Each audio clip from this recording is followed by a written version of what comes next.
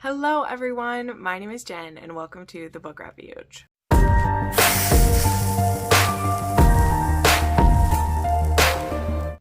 Alright, well hello everybody and welcome to my April wrap up. I'm filming this on April 29th. You should be seeing this on the 30th or sometime after that. And I'm very excited about April. I had 3 new 6-star reads, which is great. I didn't have any in March, so this made me very exciting to have this one. Although I will talk about the fact that I may be retroactively bumping up a book from March to a 6-star read now that I've read a bit more in the series. But I love it. April is always a very special month for me because it is an anniversary 2 times of sorts. It is April 25th of every year is my booktube anniversary. So this year it's the 6th year that I have been doing booktube.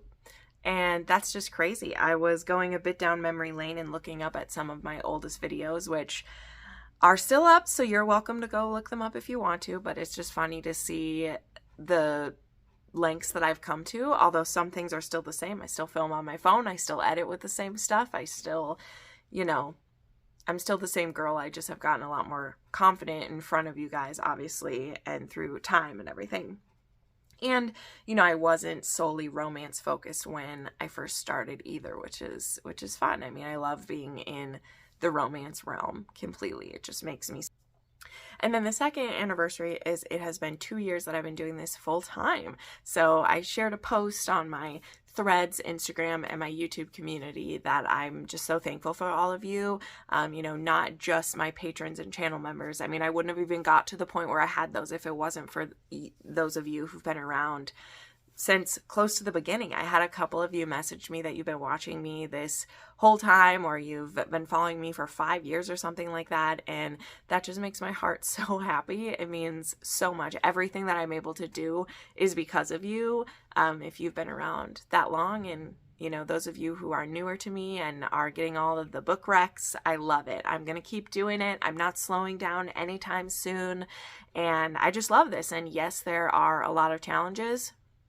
There are, financial hurdles. There are, stressors that come. But, any of you who've, run your own business or had a passion project on the side, that the work you put into that is so much more rewarding because it is for what you're passionate about, like what comes out, So I say this even if I had to stop doing this tomorrow, which I do not, I will not. This will be pried from my cold, dead hands. But if I had to stop doing this tomorrow, I would consider it a win because of the relationships I've made and the books I've read and the things I've done. That makes it all worth it. So anyway, that was just a little excitement for me. Anyway, let us go ahead and wrap up April. Now, if this happens to be the first monthly wrap-up of mine you're watching, welcome. I'm so glad you're here. But I won't be talking about every book that I've read this month. As you'll soon see, I've read quite a few books this month, even though it's a bit less than I normally like to read, but that's okay. That's okay. That's not what it's about. I read really high quality books this month, so it's fine. But I read quite a few books. So monthly, I don't talk about every book I've read. I talk about my favorites. And I am going to talk about actually one least favorite. I don't normally talk about my least favorite ones, but sometimes I do. But I'm going to talk about my 5 favorite books. If you want to know about every book I've read, I do talk about those, but those are in my weekly wrap-ups. So there's a playlist of those up here. That is my weekly wrap-ups for 2024. I have those weekly wrap-ups going back to, I believe, 2021 at this point. So you can technically go all the way back and see all of those books that I've read and what I thought of everything.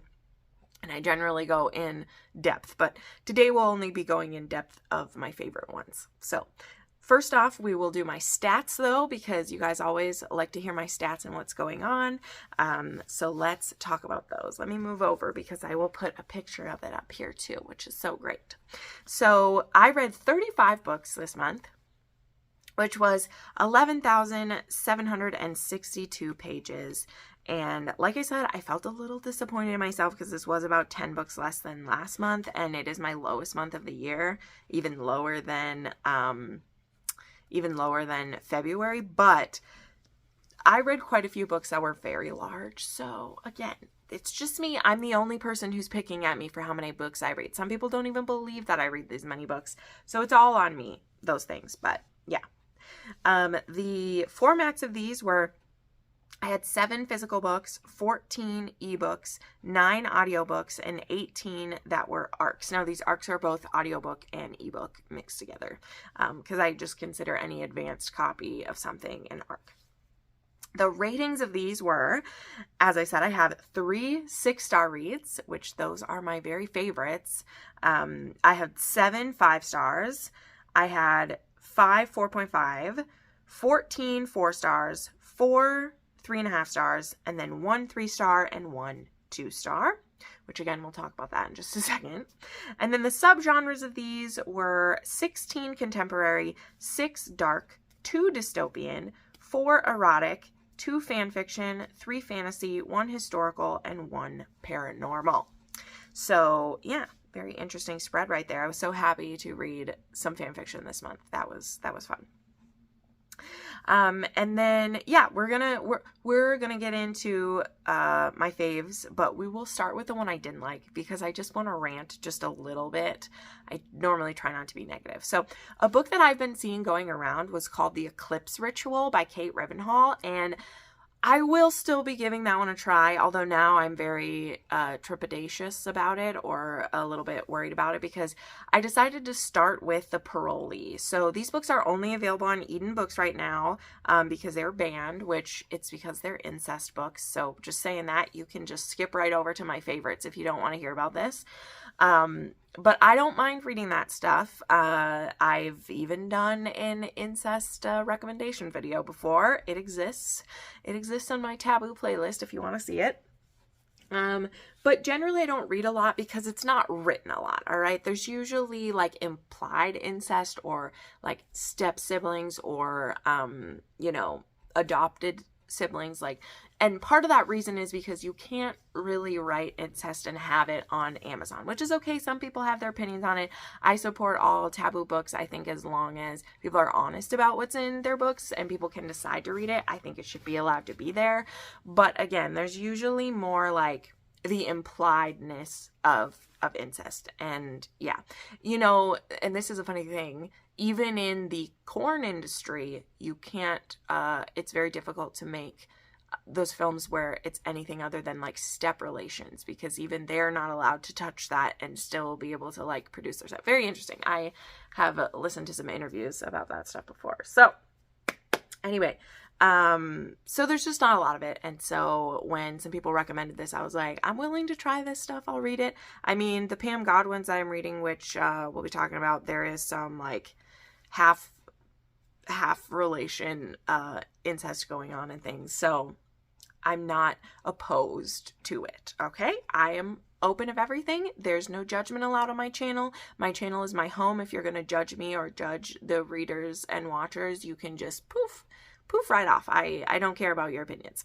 However, my opinion on this one that I read was The Parolee, and this is a brother-sister, and it is the brother is just getting out of prison for having killed their father 10 years ago, and our heroine is currently like engaged or like with this really snooty, like annoying guy, and she's very nervous for her brother to be getting out because she knows that he's going to be coming for her, and not in an angry way, he's always seen her as belonging to him. And sure enough, once he gets out, he makes himself known and is coming for her. So anyway, like I said, I'm not going to like go too in deep to that. The thing that threw me from this wasn't just the relation between them. It's how often the author felt the need to remind us, if that makes sense. So what I mean by this, there's a review for this book on Goodreads. You'll see someone actually counted the hero, what's his name, Torin, actually calls Lily, his sister 53 times in a 140-page book. And she calls him brother at least half that many times. So it's like, we get that it's taboo. I understand that this is a brother or sister, but he doesn't need to like call her sister while he's fucking her every time. It's every scene he's like, sister, take my dick, or sister, I'm gonna beat you for disobeying me, or like he literally like only calls her sister. And it was just too much, you know. There's something about taboo where I'm like, I can read it. I don't need you to rub it in my face every 5 seconds, because there were some fun taboo aspects about it. Like there was dubious consent. She really does love him, but he knows that it's wrong, so she's trying to push him away. Like there are elements of this that are the taboo stuff that I would be for, but it was just so badly written. I was like, where's your restraint? Where's like, what are you doing with it? So anyway, moving on from it, but I gave this one 2 stars because, and it wasn't because of the incest, it was because of how it was written. So I just want to put that out there. When people will see my rating of this on Goodreads or whatever, they're like, oh, Jenn doesn't like taboo. And I was like, I do. But what makes taboo work for me so well is when authors have a bit of artistry about it, okay? I'm sorry. If I just wanted to read incest corn, I would go look that up. I wanted there to be something more to it, and there wasn't. So enough of that. Let's move on to the books I loved, because that's what we're really here for, right? That's what we're really here for. So the first book that I gave 6 stars to this month was Wild Love by Elsie Silver. Yes, Elsie Silver has made her way back onto my top list. And sure, there are actually a lot of people who are pretty disappointed in this book, and I was surprised, although I wasn't too surprised.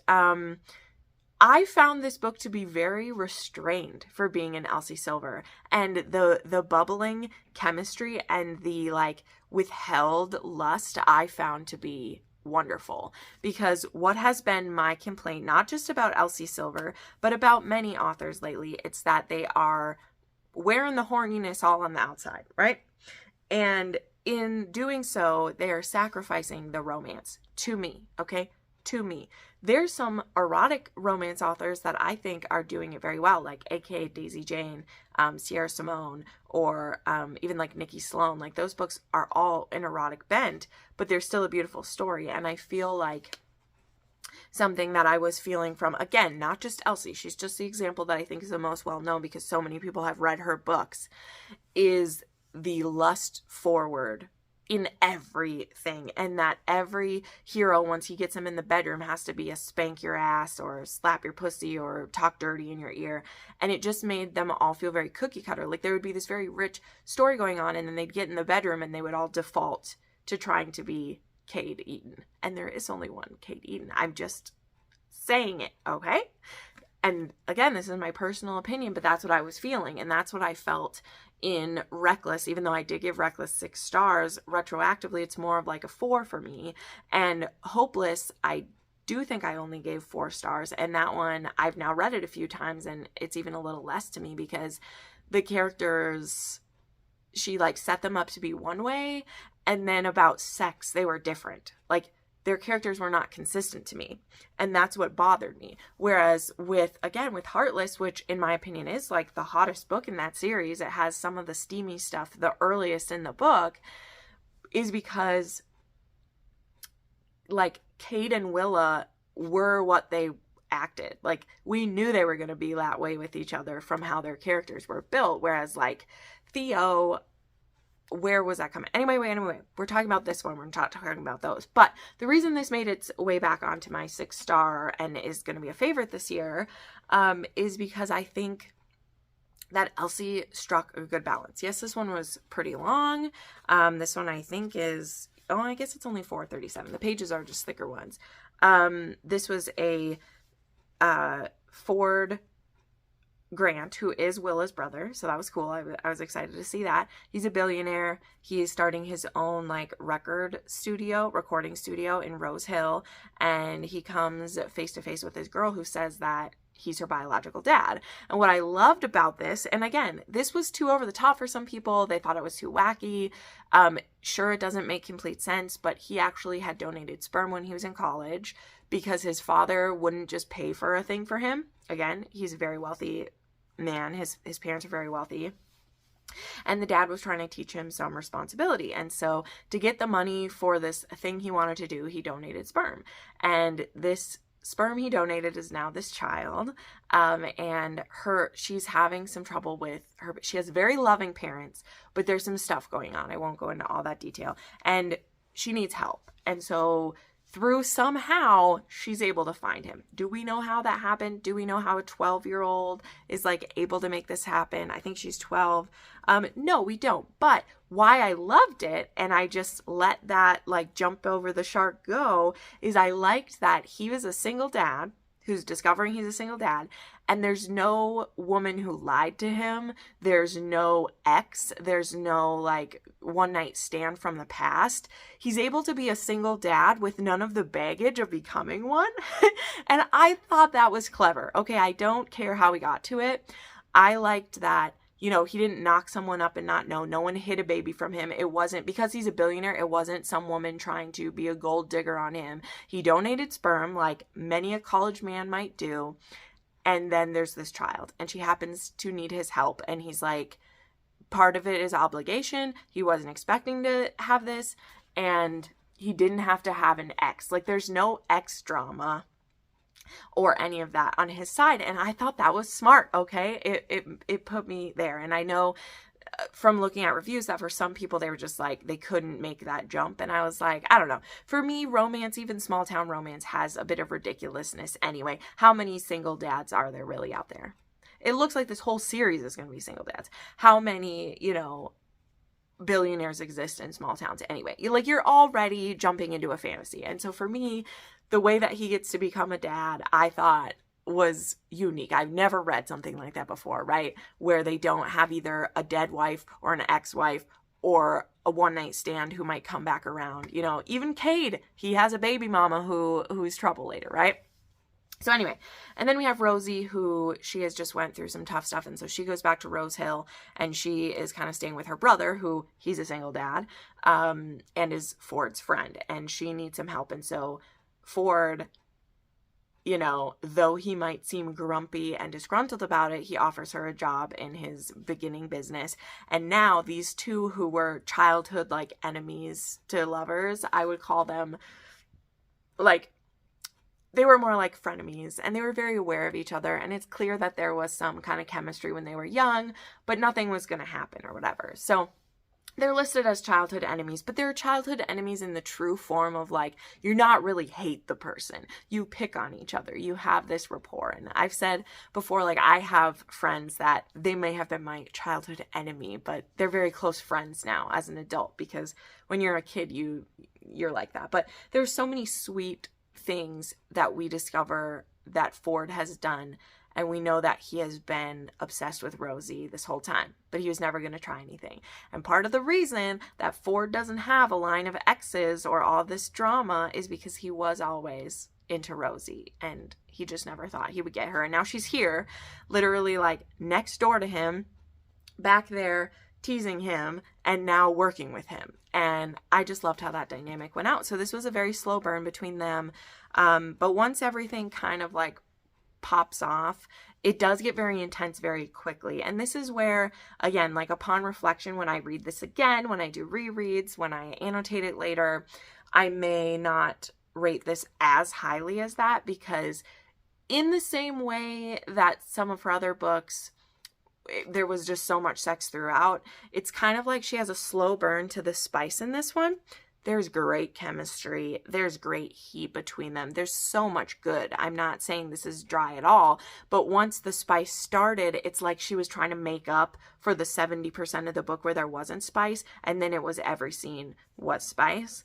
And I also was just like, you didn't have to shove it in. Like, you did a good job.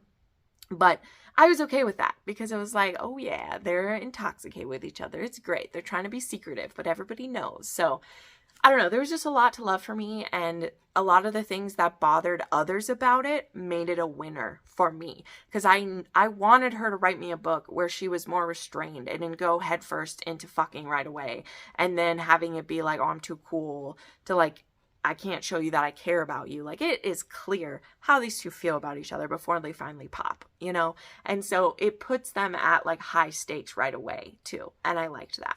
And I loved that Ford was becoming a dad and wasn't expecting it. And we also get a nice little cameo from Willa, who when she finds out she has a niece is a very angry woman. And I loved that because Willa is fantastic. So I will also say that the downside is Rosie is prone to overreaction. There was also, strangely, in a billionaire romance, some hate for Ford and him, like, not being aware of his privilege, when a lot of this book is him showing he knows that he's privileged and trying to be wise with it. So there's a confrontation she has with him where she's, like, rubbing that in his face, and I'm like, girl, he's aware. He can't do anything about that. He's doing his best. Do you want him to throw all his money away? So that's the thing for me. I know some people don't love billionaire romances, right? But then don't read one. You know, I didn't need Elsie Silver to maybe kind of wag her finger at me about billionaires. I'm like, you wrote a billionaire romance, honey. Just go with it. If people really don't want to read billionaire, they don't have to. That is something I always am a little upset with in any book, is when an author writes a type of trope and then tries to, like, you know, like in a mafia, if they try to go morality police on us. I'm like, you're literally writing an organized crime thing. Like, they murder and kill and sell drugs to teenagers who will die of it. Like, where's your morality train going? So anyway, I hope that you understand, like, I loved this. I don't know how it will hold up going forward for me, but it was enough that, like, I teared up multiple times. It made me so happy. And I think I also gave it 6 stars just because the last couple books I hadn't liked so well, and to see her being more restrained with stuff and not, like, one of the things I noted is, you know how it bothers me when the only thing a hero can think about is the heroine's ass or tits or pussy whenever they're around. Ford is purposely not pointing out the sexual things about her because he's trying to keep his mind out of it. And there's so many other things he appreciates about her before he ever gets to her body. And I just love that. Of course, I want the hero to be attracted to his heroine, but I don't need him to be thinking like that all the time, you know, because it's just true. So enough of that. We'll move along. This next one, though, we'll talk about a bit quicker because, number one, like I said, I have linked the playlist where I talk in depth about these books, and I did a spoiler review of this book on that one.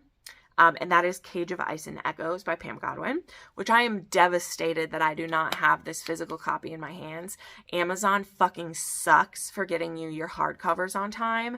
And I pre-ordered this hardcover, and it says it's not going to get here till the 10th at the earliest. And I'm going to see Pam Godwin this coming weekend for a book signing, and I'm not going to have it. So I'm probably going to buy a second copy there. Maybe I'll do a giveaway for the one I'm getting in the mail, but I was hoping I was going to get it beforehand. And I'm really mad about it. The paperbacks people were getting already, but I have a hardcover of these ones because I knew I was going to love them, and I don't have it. But anyway, this is book 2 in her Frozen Fate series. We were left on quite the cliffhanger at the end of the first one. This is the one, like, this is taboo. This has thriller, romantic suspense elements in it. There are a lot of secrets we need to unravel in this one. There are things that have been left in the balance, and like there's just so much, okay? There's just so much going on for Cody, Leo, and Frankie, and Monty, who comes back into the chat. And I had very different feelings about Monty by the end of this book than I did at the beginning. And we still have one more, but now we're not getting it until August, which is understandable. I mean, Pam cranked out, you know, hundreds of thousands of words. The first book is over 700. The second one is 450, and she got them out in back-to-back months. So a lot of the questions you have from book 1 are answered in book 2. And yes, we do still have a cliffhanger at the end of book 2, but in my opinion, as someone who likes to read a series all at once, I'm not left like in agony waiting for the third one. Like, I feel that I was satisfied in a lot of ways, and then just left with like, what are we going to do next? How are we going to get to an HEA? And I just loved it. Pam writes a thrilling story. This one, I also was saying that if you can make it through the first book, the darkness of that first book, which does have some very tragic things, this second book did not reach the same level of like darkness, if that makes sense. There is more your typical dark romance stuff. And even that, this one is mostly a survival romance, as well as a mystery is being unfolded. And as I say in my spoiler review of that, but not spoiling it here, there are questions that Cody, Leo, and Frankie need answered. And then there is a type of, mystery that's unfolding for Monty's POV and what he's discovering, and how those two sides will come together. So yeah, I loved this. I gave it 6 stars. And this is the one I'm saying that I have now upped the first book to 6 stars for me as well, because of the arc that goes between book 1 and 2 was just so well done. If you're waiting for the audios, unfortunately, the audiobook for the first book isn't coming out until a week before the third book comes out. And then the second one and third one will be in subsequent months. I mean, it's understandable. That first book is, like I said, over 700 pages, and Pam wanted some very specific narrators for this. So we'll see. She did tell me in the interview, she wouldn't tell me who it was yet, but she told me in the interview I did with her, which I'll link up here, that the male narrator was in the graphic audios of ACOTAR. She didn't tell me which person he was, but the male narrator was in the graphic audios for ACOTAR, which has me very excited because I love all the male voices in those. So he will be doing all of the male voices in it. All right. Then there was Empire of the Damned by J. Kristoff. So I had to put this on my favorites. This was, as I like to joke, but yet not really, my one non-romance of the year. There'll be a couple that I read, but I can't handle many. Okay, there's a reason I am a romance booktuber channel. I need my happily ever afters. And while I do hope and pray that the third book will give us a HEA, it will be a J. Kristoff HEA. He writes a grim, dark fantasy, which means this is very bloody, very gory, very painful. We lose a lot of people that we care about. It's agony, all right? But this is the second book in the Empire of the Vampire series, so I won't talk on it too much. The audiobooks are stunning. The physical books are stunning. These books are illustrated throughout the whole thing.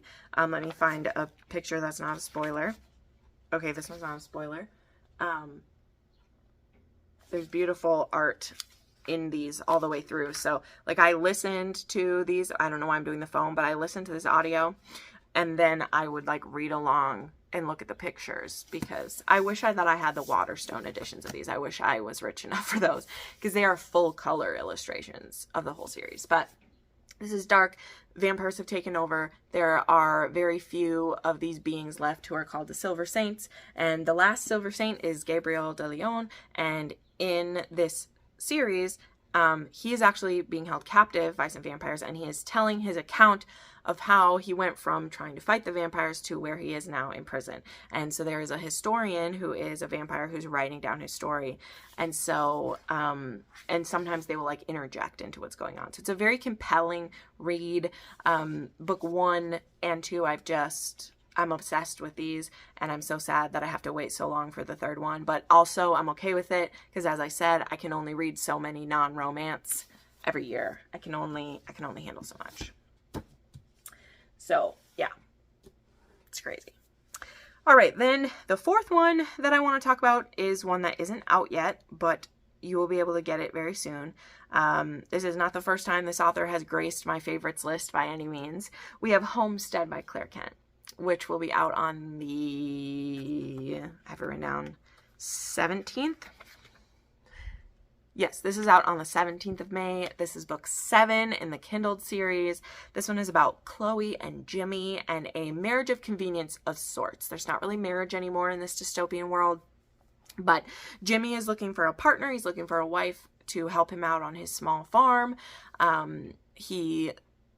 Chloe gets rescued by Jimmy and then taken to his family's small farm that they have where there's lots of people in the area who all band together. They're doing kind of like group farming in a way. Some of them have the cows, some of them have the chickens, some of them are growing the food, and they have this like combined community effort. And Chloe and her grandpa were actually surviving in like a fallout place her grandpa had. They've made it 9 years into the apocalypse, and they finally need to start scavenging, and on the very day that they leave their safe haven, her grandfather is killed. And so she's taken in by Jimmy's group. And after being there for a few weeks, Jimmy makes her an offer. She would like to come and live with him and take care of the household chores because he's really honestly drowning in them.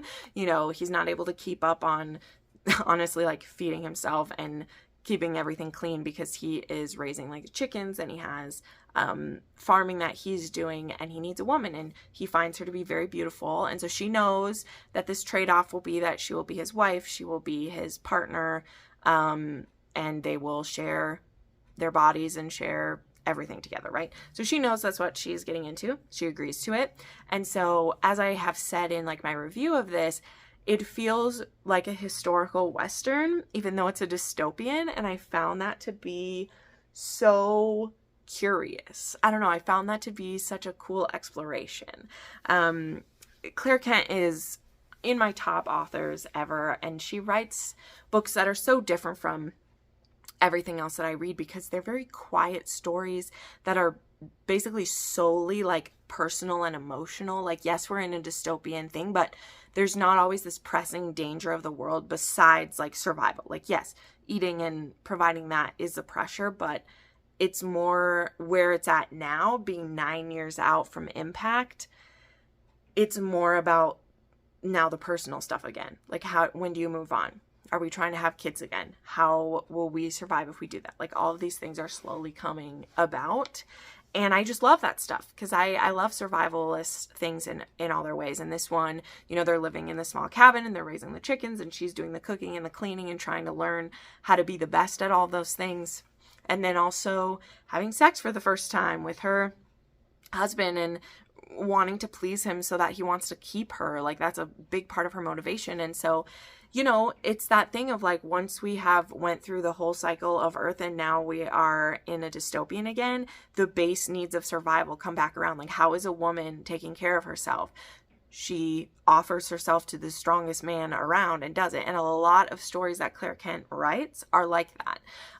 You know, her Prisoner series, Hold, that's what that is, you know. And I love how she does that. It's not for everybody. Yes, it feels like a misogynistic world. But the thing that Claire Kent does is that her heroes are all squishy cinnamon rolls, okay? A lot of them have their alpha tendencies, some more than others, but a lot of them still have their alpha tendencies, but they would cut off body parts before they disrespected a woman. And so that makes, even though there's this trade happening that feels very mercurial, the heroes are so like, well, I'm talking about Jimmy. Like, Jimmy is just so pleased and like honored, honestly, that this woman was like thinks that he's strong enough and gonna take care of her enough to give herself to him and be his partner and help him. And she's not fully seeing it that way. She thinks she's the one who has something to prove, but he's just so thankful for her. And so, yeah.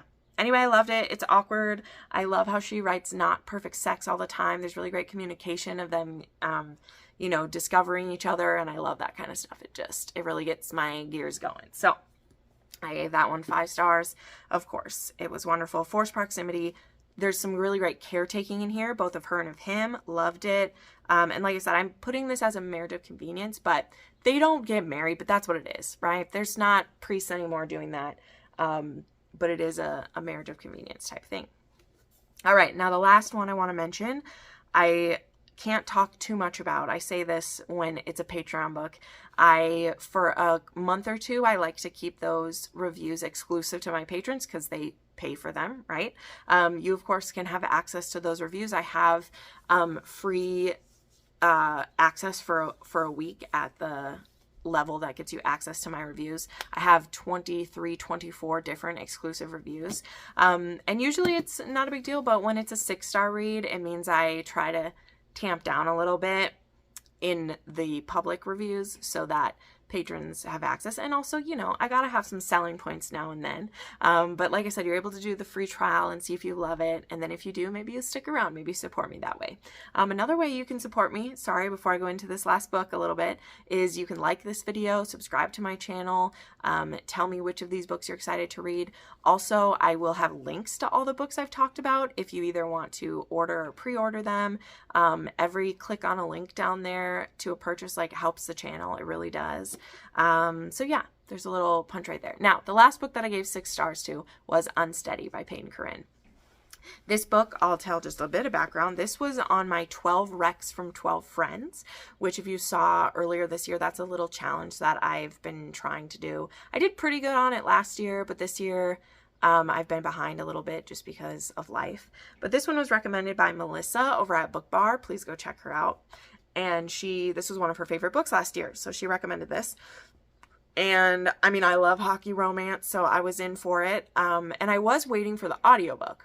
But then for April, our theme was hockey romance, and somebody else recommended this then, and everybody voted for this one. So I didn't wait for the audiobook then. I just snagged this one and annotated this. And I mean, again, I'm not going to talk too much about it. I have a 20-minute review where I cried and hiccuped my way through it, so you'll know I really like it. And later this year, I know I'll talk about it more in depth for you guys, but it was a 6-star book. This is, let's see some of the tropes. It was a tearjerker for me for sure, but it is kind of a like sex deal, kind of like Reese and Sadie are it. She's a figure skater, he's a hockey player, and they kind of start with, they will like hook up in closets and around it, and it's definitely a he falls first and falls very, very hard. Like Reese is, that's all I can say is, he's so perfect. I loved him. So it was a 6-star book. It was so great. There are beautiful, beautiful things about this book. Sadie is not only a figure skater, but she's trying to take care of her 2 younger brothers who she has a parent, but they're not doing a good job. And so she has a lot of pressure on her life, and she doesn't feel like she has time for a boy. And then Reese is a hockey player who has had a big trauma, and so he's actually very traumatized by going back on the ice. And when him and Sadie start hooking up, it actually starts helping him with that. So that's all I'm going to say. Like I said, if you want to check out my review of that, check out my Patreon, which I have down below. Like I said, if you haven't already used up your free week of access, you can check that out. You'll get access to all the previous ones I've done as well. But I do announce things first to my Patreon, even if you aren't a paid member. So make sure you follow. You can be a free member there as well. So thank you so much for watching this. Let me know what your favorite reads of April were, or what you're looking forward to in May. I am so excited to get this video out. I love it. I love that I had 3 new 6-star books, and even though, you know, I didn't read quite as much as I normally do, they were all like really high quality, great stories. So thank you so much, friends, and we'll see you next time. Bye.